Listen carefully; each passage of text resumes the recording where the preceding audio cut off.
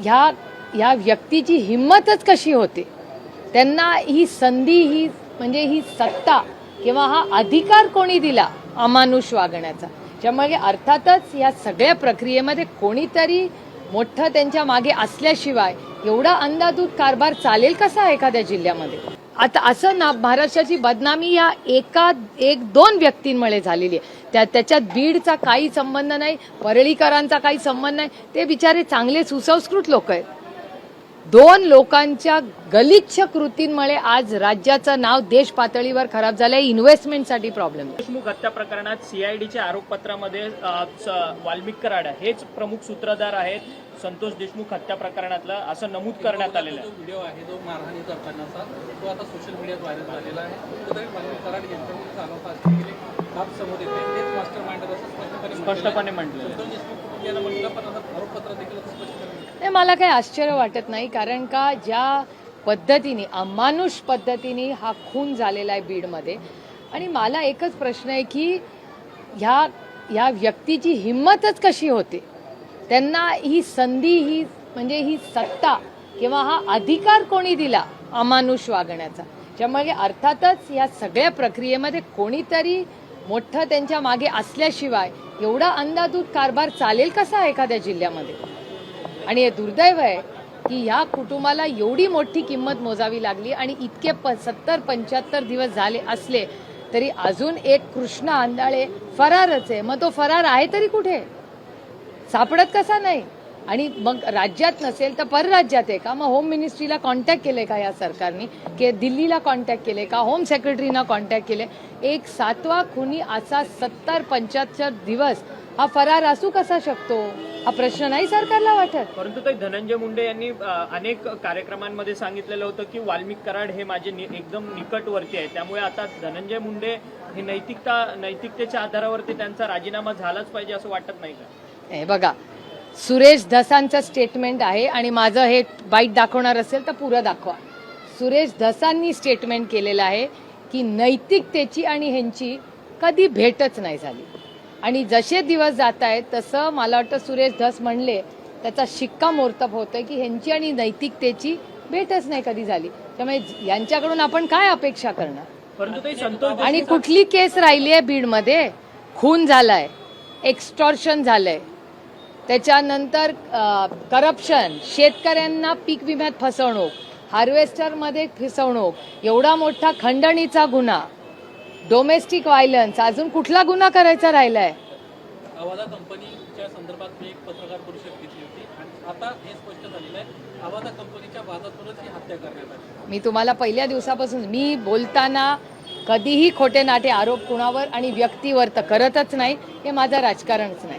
पण जेव्हा अवधा इन्व्हेस्टमेंट्स बद्दल आपण बोलतो तेव्हा अवधा नावाची कंपनीनी जेव्हा कंप्लेंट केली त्यावेळीच ह्या हैवानांना आवरलं असतं तर हा दिवस आला नसता, आणि आमच्या वैभवीचे वडील तिच्या बरोबर असतात. काही पण जवळपास 109 मृतदेह जे आहेत ते अशा पद्धतीने आढळले आहेत बीडमध्ये. असा एक खळबळजनक आरोप जो आहे तो बीडचे खासदार बजरंग बाप्पा सोनवणे यांनी काल लावलेला आहे.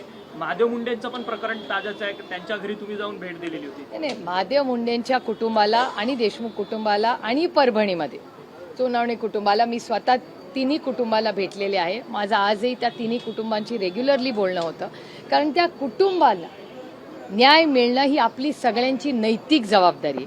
आणि त्यांनी नैतिकता सोडली असेल तर महाराष्ट्राच्या मीडियानी आणि देशाच्या मीडियानी नैतिकता सोडलेली नाही. कारण का तुमच्या सगळ्यांना मी माणुसकीच्या नात्याने म्हणते की महाराष्ट्राच्या मीडियाचे मी मनपूर्वक आभार मानते की सातत्याने तुम्ही या तिन्ही कुटुंबाला न्याय देण्यासाठी प्रचंड परिश्रम केले. तुम्ही अनेक वेळा बीडला गेले. तुमच्या कॅमेरामन्सनी मला सांगितले की ताई आम्ही पहिले काही दिवस बीडला गेलो ना तेव्हा आम्हाला भीती वाटायची, हॉटेलमध्ये राहू का गाडीत थांबू का आमचा कॅमेरा फोडतील, एवढी भीती दहशत पत्रकारांमध्येही होती आणि कॅमेरामनमध्येही होती. हे मी स्वतः माझ्या कानाने ऐकलेल्या अनेक गोष्टी आहेत. हे आपल्याला मोडून काढायचं. आणि आमच्या अपेक्षा आहेत माननीय मुख्यमंत्र्यांनी जर OSD आणि PA, जर PA आणि OSDना नियम कायदा आहे तर आम्हाला आमदार खासदारांना तोच कायदा असला पाहिजे ना माझ्यापासून. म्हणजे जर महाराष्ट्राचे माननीय मुख्यमंत्री बदल घडवू इच्छिता, पारदर्शक कारभार इच्छिता, आम्ही त्यांच्याबरोबर ताकदीने त्यांच्याबरोबर उभं राहील आणि जो नियम कायदा OSD आणि PNना लावलाय तो आम्हाला लावायला तयार आहोत, जरूर लावू. महाराष्ट्राचं जे खच्चीकरण नाव खराब देश पातळीवर झाले. दिल्लीत मला जो भेटतो तो म्हणतो अरे क्या हुआ सरपंच का बीड में, ऐसे कैसे हुआ, आवदा के पैसे आपके यहाँ एक्सटॉर्शन चालू हो गए आपके राज्य में. आता असं ना महाराष्ट्राची बदनामी या एक दोन व्यक्तींमुळे झालेली आहे. त्याच्यात बीडचा काही संबंध नाही, परळीकरांचा काही संबंध नाही. ते बिचारे चांगले सुसंस्कृत लोक आहेत. दोन लोकांच्या गलिच्छ कृतींमुळे आज राज्याचं नाव देश पातळीवर खराब झालंय. इन्व्हेस्टमेंटसाठी प्रॉब्लेम आहे. आणखी एक महत्वाची बाब अशी आहे, वाल्मीकरण सध्या जेलमध्ये आहे, मात्र त्याची बडदास्त खूप चांगल्या पद्धतीने राखली जाते. एक आरोपी रोज त्यांना VIP ट्रीटमेंट दिली जाते. मला काही याचं आश्चर्य वाटत नाही, कारण पहिल्या दिवसापासून सातत्याने देशमुख कुटुंबात अनेक नेते, बजरंग अप्पा याच्याबद्दल बोललेले आहेत, संदीप क्षीरसागर बोललेले आहेत, जितेंद्र आव्हाड बोललेले आहेत, शिवसेना मधले पण लोक बोलले आहेत, काँग्रेसचेही लोक बोलले आहेत, भारतीय जनता पक्षाचे पण बोलले आहेत, सुरेश धसांचं पण स्टेटमेंट आहे. त्यामुळे आम्ही ह्याच्यात कधीही राजकारण आणलं नाही, आम्ही ह्याच्यात राजकारण आणणारही नाही, कारण का हा विषय आमच्यासाठी राजकारणाचा नाहीये. हा आमच्यासाठी एक इमोशनल इश्यू आहे. एका घरातला कर्ता पुरुषाचा हत्या झाली आहे, खून झाली. त्या मुलांचे वडील परत कधीही येणार नाहीयेत. त्या आईचं दुःख, त्या बायकोचं दुःख, त्या बहिणीचं दुःख हे कधी तुम्ही सगळे गेला ना तर तिथे कळेल. या सरकारमधले कोणी तिथे गेले तर तुम्ही सगळे जाऊनच आलात, पण सरकारमधलं जर तिथे गेलं तर त्या घरातल्या वेदना दुःख हे कधीतरी या असंवेदनशील सरकारला कळेल. या संतोष देशमुखच्या हत्या प्रकरणामध्ये उज्ज्वल निकमांची नियुक्ती केलेली आहे. एक मिनिट एकच मिनिट, हा विषय संपल्यावर तुमचा विषय उज्ज्वल निकम सातत्यानं भाजपची भूमिका मांडतात, भाजपच्या खासदारकीच्या पदाची निवडणूक लढलेली आहे. त्याच वकिलांना ह्या सगळ्या सेन्सिटिव्ह केस प्रकरणामध्ये त्यांना उभं केलेलं गेलेलं आहे. ठीक आहे, आमचा विश्वास आहे की एक सरकारने एक निर्णय घेतलाय. प्रत्येक गोष्टीत आपण वाईटच का पाहावं. कदाचित सरकार ह्याबद्दल नैतिकता दाखवेल सरकार म्हणून, आणि उज्ज्वल निकमांचे आमचे अनेक वर्षाचे संबंध राहिलेले आहेत. माझा विश्वास आहे की त्याच्यात कुठलाही पक्षपात ते करणार नाही आणि माणुसकीच्या नात्याने ते निर्णय घेतील, एवढीच आमची त्यांच्याकडून अपेक्षा आहे. परंतु मग आता अधिवेशन काळ येणार आहे, लगेच सोमवारपासून अर्थसंकल्पीय अधिवेशन सुरू होणार आहे. धनंजय मुंडे हे दोषीच नाही असं सातत्याने अजित पवार सुद्धा म्हणतात आहेत आणि इतर नेते सुद्धा म्हणतात आहेत. राजीनाम्याची चालढकल एकमेकांच्या अंगावरती केली जाते. माझी अतिशय विनम्रपणे महाराष्ट्राच्या माननीय मुख्यमंत्र्यांना एकच प्रश्न मी विचारते की तुम्ही OSD आणि PN बद्दल एवढा स्ट्रॉंग आणि कठोर निर्णय घेतला की 0 टॉलरन्स, काहीतरी फिक्सर का शब्द त्यांनी वापरला ना, फिक्सर. तर इथे तर किती आरोप आहेत. इथे खंडणी, त्याच्यानंतर हार्वेस्टरचे पैसे, पीक विम्यामधले काढलेले पैसे, डोमेस्टिक व्हायलन्स, अजून हत्या प्रकरणी अनेक त्यांच्यावर आरोप प्रत्यारोप झालेले आहेत.